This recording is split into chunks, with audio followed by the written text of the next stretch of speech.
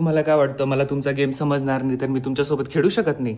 आज पूर्ण तयारी करून आलोय, आज तर समजूनच राहील. बघू नका लगेच काय माझं हे करताय, शिकूनच राहील. एरियाची लिमिटेशन नाही का? तुम्ही तर खाली खेळत होते ना. नो शू, माझे नोट्स आहेत. No boundary. पाणी प्यायचा ब्रेक झाला का तुमचा? तू काय करतोय? ओके, शी पण करून घेता का तुम्ही मध्येच?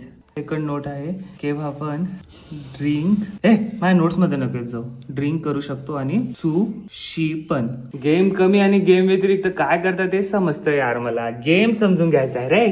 गेम गेम सांग मला. म्हणून मी गेम समजून घ्यायला लागल्यावर तुम्ही गेम थांबवला ना. तुमच्या आईने शिकवलं नाही की अंकित दादाला गेम नाही समजवायचा, जेणेकरून मी तुमच्याशी खेळू शकणार नाही. तो एक जण तिथं लपलाय, दुसऱ्याने अटॅक करायचा आणि तिसऱ्याने बी अटॅक करायचा.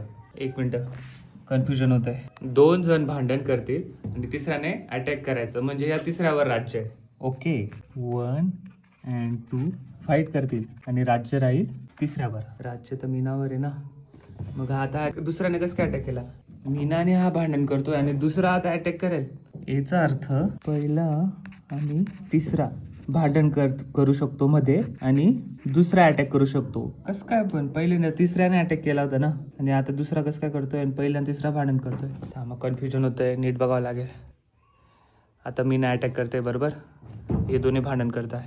अरे डंबेलशी काय खेळते? आता मीना असं दाखवेल की ती तिचं दुसऱ्या कामात व्यस्त आहे, पण ती मध्येच एकदम अटॅक करेल डायरेक्ट वेळ काढून. ओके, कळलं. पाचवा पॉईंट असा आहे की तिसऱ्याने दाखवायचं नाही की तो अटॅक करणार आहे, त्याच्या कामात व्यस्त राहायचं, म्हणजे हे डायव्हर्ट करायचं. कामात व्यस्त राहायचं, दाखवायचं आणि गुपचूप अटॅक करायचा. आता मीना बघ इथं कामात व्यस्त आहे आणि ते आता लगेच मध्येच अटॅक करेल.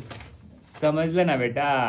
आता कुठे जाशाल? तर ऍक्च्युली गेम असा आहे की गेम मध्ये काहीच बाउंड्री नाही. ओके, किंवा पण ब्रेक होऊ शकतो, त्याच्यात तुम्ही पाणी पिऊ शकता, सू करू शकता, शी करू शकता. आणि गेम ऍक्च्युली मध्ये कसं आहे की 1 and 2 हे दोन्ही जण भांडण करत राहतील आणि तिसऱ्याने त्यांच्यावर अटॅक करायचा. पण मध्येच तुम्हाला असं दिसेल की पहिला आणि तिसरा भांडण करतोय, दुसरा अटॅक करत राहील, तर या गोष्टीला इग्नोर करायचा. जेव्हा 1 and 2 भांडण करत राहता तेव्हा तिसरा असं नाही की अटॅक करायला बसलेला असेल, नाही, तो त्याच्या कामात व्यस्त असेल, जेणेकरून 1 and 2 ला वाटेल की हा काही आमच्यावर अटॅक करणार नाही आणि तो मध्येच अटॅक करून त्यांना करेल जे काय करायचंय ते. ठीक आहे, समजलाय मला, पूर्ण गेम समजलाय. आता मला पण घ्या गेम मध्ये घ्या. अरे